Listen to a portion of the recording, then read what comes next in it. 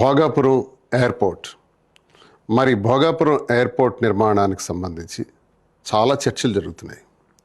Credit చోరీ గురించి కూడా చాలా చర్చలు జరుగుతున్నాయి.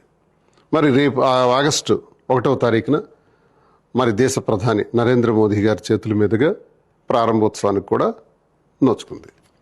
మరి భోగాపురం ఎయిర్పోర్ట్ ఇంటర్నేషనల్ ఎయిర్పోర్ట్ నిర్మాణంలో ఎవరి భాగస్వామ్యం ఎంత, ఎవరి క్రెడిట్ చోరీ చేయాల్సినటువంటి అవసరం ఉంది అన్నది స్పష్టంగా ఒక్కసారి వెనక్కి వెళ్ళి ఆలోచిస్తే విషయం అంతా మనకు అర్థమైపోతుంది. రాష్ట్ర విభజన జరిగిన తర్వాత 2014లో ఏర్పాటైనటువంటి మొదటి ప్రభుత్వం చంద్రబాబు నాయుడు గారి ప్రభుత్వం. చంద్రబాబు నాయుడు గారి కాలంలోనే భోగాపురం ఇంటర్నేషనల్ ఎయిర్పోర్ట్ అక్కడికి విశాఖపట్నం నుంచి షిఫ్ట్ చేయాలని ఆలోచన చేసే దానిలో భాగంగా ప్రయత్నాలు ప్రారంభించడం జరిగింది. మరి వారి కాలంలోనే కేంద్ర ప్రభుత్వం తాలూకు అనుమతుల గురించి ప్రయత్నించడం జరిగింది. ఆ ప్రయత్నంలో భాగంగా మరి టెండర్స్ కూడా 2016లోనే ఇవ్వటం జరిగింది. ఎయిర్పోర్ట్స్ అథారిటీ ఆఫ్ ఇండియా వాళ్ళు ఈ టెండర్స్ని కైవసం చేసుకోవటం కూడా జరిగింది. మరి ఇంత జరిగిన తర్వాత ఎక్కడ బెడ్స్ కొట్టింది? వీళ్ళ ప్లాన్ ఏంటంటే ఎయిర్పోర్ట్ల నిర్మాణం జరిగినా సీపోర్ట్ల నిర్మాణం జరిగినా ముందు ల్యాండ్ బ్యాంక్ చేస్తారు, భూసేకరణ చేస్తారు, అక్రమ భూసేకరణ, అనవసర భూసేకరణ చేస్తారు. ఈ ఎయిర్పోర్ట్ కంట 5,000 ఎకరాలు కావాలంట. 5,000 ఎకరాలు ఎయిర్పోర్ట్ పేరుతో సేకరించే దానిలో చంద్రబాబు నాయుడు గారు నిమగ్నం అయిపోయారు. అంటే 5,000 ఎకరాలు ఎప్పుడైతే ప్రయత్నించారో 5,000 ఎకరాలకు సంబంధించిన రైతులందరూ కూడా నిరసనలు తెలియజేశారు, ఇవ్వటానికి నిరాకరించారు, ఆఖరికి కోర్టులకు కూడా వెళ్ళారు. ఇవన్నీ కూడా సివిల్ మ్యాటర్స్ కింద మ్యాటర్ అంతా కూడా సబ్సిడీస్ అయిపోయింది. అంటే ఎయిర్పోర్ట్ నిర్మాణానికి పెట్టాల్సిన దృష్టి కన్నా ఎయిర్పోర్ట్ పేరుతో భూసేకరణ పైన ఎక్కువ దృష్టి సారించారు. కనుకనే ఇది ఫెయిల్ అయ్యింది. భూసేకరణ మీద ఉన్నటువంటి శ్రద్ధ ఎయిర్పోర్ట్ నిర్మాణం పైన ఆ ప్రభుత్వానికి, ఆ 2019 వరకు ఉన్నటువంటి ఆ ప్రభుత్వానికి ఎటువంటి యోచన లేదు. మరి టెండర్ కూడా క్యాన్సిల్ చేసిన తర్వాత రెండోసారి మళ్ళీ 2018లో టెండర్స్ ఇవ్వటం జరిగింది. అందులో జిఎంఆర్ వారికి ఆ టెండర్స్ కైవసం చేసుకోవటం జరిగింది. అయిపోయింది కదా పుణ్యకాలం. 2019 ఫిబ్రవరి 14న చంద్రబాబు నాయుడు గారు దిబ్బలపాలెం అన్నటువంటి వేరే ఒక గ్రామంలో శంకుస్థాపన చేసేసినారు. అంటే ఏంటి? ఇలాంటి శంకుస్థాపనల కోసం కొన్ని వేల శిలాఫలకాలు 2019లో వేయటం జరిగింది. అందులో భోగాపురం ఇంటర్నేషనల్ ఎయిర్పోర్ట్ కూడా ఓ శిలాఫలకం అయిపోయింది. 2019కి ప్రభుత్వం మారింది. జగన్మోహన్ రెడ్డి గారు ముఖ్యమంత్రి అయ్యారు. అప్పటికి జగన్మోహన్ రెడ్డి గారి ఉద్దేశం ఏంటంటే విశాఖపట్నంలోనే పోర్టు కొనసాగిస్తే సరిపోతుంది కదా ఇంటర్నేషనల్ ఎయిర్పోర్ట్ అన్నది ఆయన భావనలో ఉండేది. మరి భోగాపురం షిఫ్ట్ చేస్తే ఇదంతా అనువైన ప్రదేశమా కాదా, ఇది డిస్టెన్స్ ఇవన్నీ చూసుకుంటే సరిపోతుందా లేదన్న ఆలోచనలో ఉన్నటువంటి పరిస్థితుల్లో విశాఖపట్నం కన్నా మళ్ళీ ఇక్కడే పెడితే బాగుంటుంది, ఎలాగూ ప్రారంభించారు కాబట్టి దీన్ని నేను పూర్తి చేసేస్తాను అన్నటువంటి ఉద్దేశంతో ఆయన ఆలోచనలో భాగంగా ఈలోగా కరోనా వచ్చింది. ఒక 2.5 ఏళ్ళు అతలాకుతలం చేసింది రాష్ట్రాన్ని, దేశాన్ని, ప్రపంచాన్ని కూడా. ఈ పరిస్థితుల్లో కూడా ఎక్కడా తగ్గకుండా వారి ప్రయత్నాలన్నీ చేయటం జరిగింది. ఏదైతే జిఎంఆర్ కంపెనీకి ఇచ్చినటువంటి టెండర్స్ ఉన్నాయో అదే కొనసాగిస్తూ ఆ ప్రాంతంలో జగన్మోహన్ రెడ్డి గారి ప్రభుత్వం వచ్చిన తర్వాత ఫస్ట్ వెంటనే ల్యాండ్ ఎక్విజిషన్, R&R ప్యాకేజెస్, ఎన్ఓసీలు ఇవ్వటం, సైట్ క్లియరెన్స్ ఇవ్వటం, భద్రతా అనుమతులు కూడా ఇవ్వటం, విద్యుత్ కానీ, ఇంటర్నల్ రోడ్స్ కానీ, నీరు కానీ, అలాగే ఏరోనాటికల్ సర్వీసెస్ ఇవన్నీ కూడా ముఖ్యంగా ఆర్థిక పరమైనటువంటి సమీకరణలు చేయటం. నిర్వాసిత గ్రామాలు ఏవైతే 4-5 ఉన్నాయో ఆ నిర్వాసిత గ్రామాలన్నిటికి కూడా వెంటనే భూసేకరణ చేసి ఒక 967 కోట్ల రూపాయలు శాంక్షన్ చేసి వాళ్ళకి R&R ప్యాకేజెస్ అన్ని అమలు చేసి ఇన్ఫ్రాస్ట్రక్చర్ నిర్మాణం కోసం మరో 1,200 కోట్ల రూపాయలు శాంక్షన్ చేసి అయినప్పటికీ 23వ సంవత్సరంలో వారు శంకుస్థాపన కూడా చేశారు. 23 మే 3వ తారీఖున శంకుస్థాపన చేసి 26వ సంవత్సరం కల్లా ఈ ఎయిర్పోర్టు నిర్మాణం పూర్తి చేస్తానని కూడా స్పష్టంగా తెలియజేశారు ముందుగానే. అంటే జగన్మోహన్ రెడ్డి గారి కాలంలో ఇంచుమించుగా 70% పూర్తయింది. ఎందుకు ఇంత ఫాస్ట్గా పూర్తయింది? ఎందుకు చంద్రబాబు నాయుడు గారి కాలంలో పూర్తి కాలేదు? చంద్రబాబు నాయుడు గారు ఎయిర్పోర్ట్ కన్నా ఎయిర్పోర్ట్ పేరుతో ల్యాండ్ బ్యాంక్ చేసి రియల్ ఎస్టేట్ చేయాలని చూశారు.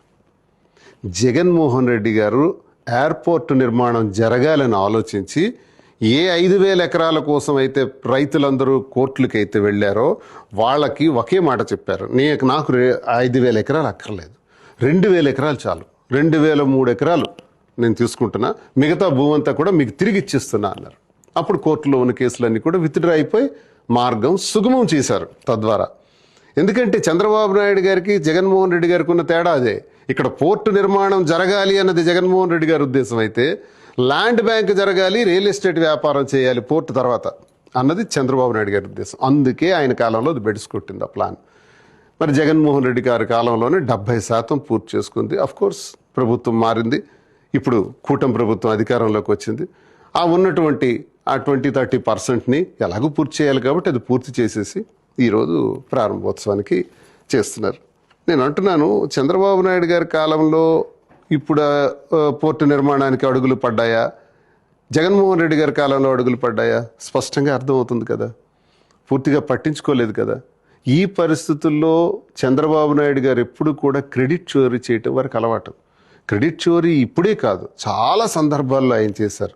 నేనే ఐటీ సృష్టికర్తను, నేనే ఐటీని హైదరాబాద్ను తీసుకురావడానికి కారణం, హైదరాబాద్ నిర్మాణానికి నేనే కారణం అనే క్రెడిట్ చోరీ ఇదంతా కూడా. అసలు ఐటీని పండిట్ జవహర్లాల్ నెహ్రూ గారు ఆ 64 వరకు ప్రధానమంత్రిగా ఉన్న ఆఖరి రోజుల్లోనే కంప్యూటర్ అనేది ఇంట్రడక్షన్ అయిపోయింది. 70కి వచ్చేటప్పుడు కంప్యూటర్స్ ఆల్రెడీ ఎస్టాబ్లిష్ అవుతున్నాయి అప్పుడప్పుడే. ఆ తర్వాత రాజీవ్ గాంధీ గారు వచ్చి దానిపైన ఎక్కువ దృష్టి పెట్టారు. నేదురుమల్లి జనార్దన్ రెడ్డి గారి టైంలో హైదరాబాద్లో శంకుస్థాపనలు జరిగాయి. అప్పటికి ఇంకా చంద్రబాబు నాయుడు గారు చదువుకుంటున్నారు. వారు వచ్చినప్పటికి అప్పటికే కంప్యూటర్ అన్నది ఇంట్రడక్షన్ అయ్యి 5 సంవత్సరాలు అయిపోయింది. కానీ ఈరోజు ఏం జరుగుతుంది? హైదరాబాద్లో కంప్యూటర్ ఐటీ సెక్టర్ని అంతటిని కూడా తీసుకురావడానికి చంద్రబాబు నాయుడే కారణం అన్నది ఆ క్రెడిట్ చోరీ. ఎక్కడ పండిట్ జవహర్లాల్ నెహ్రూ గారి కాలం నుంచి ఆవిర్భవించినటువంటి కంప్యూటర్ సెక్టర్ని ఈయన ఘనతగా చోరీ చేశారు. చోరీ చేసి చెప్పుకుంటుంటారు. ఇప్పుడు జనరేషన్కి అర్థం కాదు, చంద్రబాబు నాయుడు ఐటీ సెక్టర్ అంతా తీసుకొచ్చాడు అనుకుంటారు అందరూ. కానీ ఇది చరిత్ర. ఇది ఒకసారి చరిత్రలోకి వెళ్తే తెలుస్తుంది. దీనికి ఎక్కువగా కృషి చేసింది రాజీవ్ గాంధీ గారు. ఇది మర్చిపోకూడదు. ఎన్నో విషయాల్లో ఆయన క్రెడిట్ చోరీ చేసినటువంటి చరిత్ర. జగన్మోహన్ రెడ్డి గారు నాకు తెలిసి అతను చెయ్యనిది నేను చేశానని చెప్పుకునే తత్వం ఎప్పుడు జగన్మోహన్ రెడ్డి గారిలో లేదు. ఆయన చేశారు, చిత్తశుద్ధిగా చేశారు. ఉత్తరాంధ్ర పైన ప్రత్యేకమైనటువంటి దృష్టి సారించినటువంటి మొట్టమొదటి ఆంధ్రప్రదేశ్ రాష్ట్ర ముఖ్యమంత్రి ఎవరంటే జగన్మోహన్ రెడ్డి గారు. ఎందుకంటే ఇక్కడ తరతరాలుగా ఉన్న కిడ్నీ వ్యాధుల గురించి ఆలోచించిన వ్యక్తి. 700 కోట్ల రూపాయలతో కిడ్నీ ఆసుపత్రి, రీసెర్చ్ సెంటర్, పాతపట్నం ఇక్కడికి 140 కిలోమీటర్ల దూరంలో ఉంటే త్రాగునీరు కోసం పెద్ద పైప్ లైన్స్ వేసి అందరికీ త్రాగునీరు ఇచ్చే కార్యక్రమం. ఇది నాకు తెలిసి మరో 40-50 సంవత్సరాలు కష్టపడినా ఇది జరిగే పని కాదు. కానీ కరోనా సమస్యల్లో కూడా 2 ఏళ్లలోనే ఇది పూర్తి చేసి కిడ్నీ సమస్యల్ని తరిమి కొట్టినటువంటి జగన్మోహన్ రెడ్డి గారు. అంతేకాదు 70 ఏళ్ల కాలం నుంచి భావనపాడు పోర్టు గురించి, సీ పోర్టు గురించి మాట్లాడుకుంటున్నాం శ్రీకాకుళం జిల్లాలో. అది ఎప్పుడు అభివృద్ధికి నోచుకోవాలి, అది ఎప్పుడు ప్రారంభం కాలా. కానీ జగన్మోహన్ రెడ్డి గారు వచ్చిన తర్వాత మూలపేట పోర్టు నిర్మాణానికి కూడా 2023 ఏప్రిల్ 19న శంకుస్థాపన చేస్తే అది నా చేతుల మీదే 70% పూర్తి చేయించారు జగన్మోహన్ రెడ్డి గారు. నేను స్వయంగా దగ్గరుండి పూర్తి చేయించాను. ఈ 25వ సంవత్సరం నాటికి ఆ పోర్టు ప్రారంభం కావాలి, ఎగుమతులు దిగుమతులు. ఈరోజు 26వ సంవత్సరం వచ్చింది, కానీ ప్రారంభం కావట్లేదు. ఎందుకంటే మళ్ళీ భూసేకరణ ప్రారంభిస్తున్నారు. భూసేకరణ ఎందుకు? పోర్టుకి 1200 ఎకరాల్లో మేము పూర్తి చేసేస్తున్నారు జగన్మోహన్ రెడ్డి గారు. భూసేకరణ అంతా జరిగిపోయింది, చాలు. ఆనాడు భావనపాడు సీ పోర్టుకు కూడా 15,000 ఎకరాలు కావాలి, లేకపోతే పోర్టు నిర్మాణం జరగదని చెప్పారు. దేశంలో ఏ పోర్టుకి 15,000 ఎకరాలు ఉంది? ఎక్కడ చూసినా 2,000 ఎకరాల లోపే సీ పోర్టులు ఉన్నాయి. అలాగే ఎయిర్పోర్ట్లు చూసుకున్నా 1800 ఎకరాలు, 1500 ఎకరాలు. ముంబై ఎయిర్పోర్ట్ కూడా 2,000 ఎకరాలు లోపే. మరి ఇక్కడ ఎందుకంటే 5,000 ఎకరాలు భోగాపురం ఇంటర్నేషనల్ ఎయిర్పోర్ట్ కోసం? అక్కడే ఆ భోగాపురం ఇంటర్నేషనల్ ఎయిర్పోర్ట్కి నష్టం జరిగింది.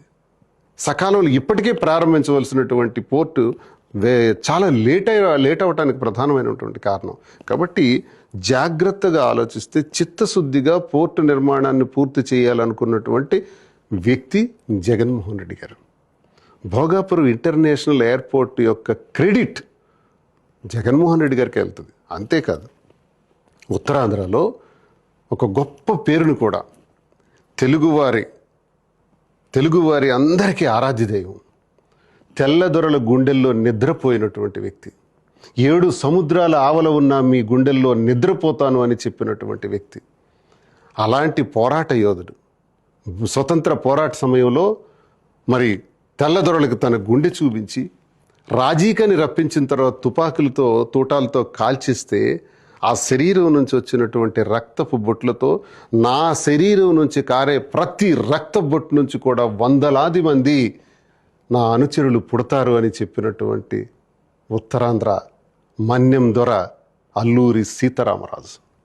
అల్లూరి సీతారామరాజు గారి పేరును కూడా అల్లూరి సీతారామరాజు ఇంటర్నేషనల్ ఎయిర్పోర్ట్ అని పేరు పెట్టిన వ్యక్తి కూడా జగన్మోహన్ రెడ్డి గారే. ఈ క్రెడిట్ కూడా జగన్మోహన్ రెడ్డి గారికి వెళ్తుంది.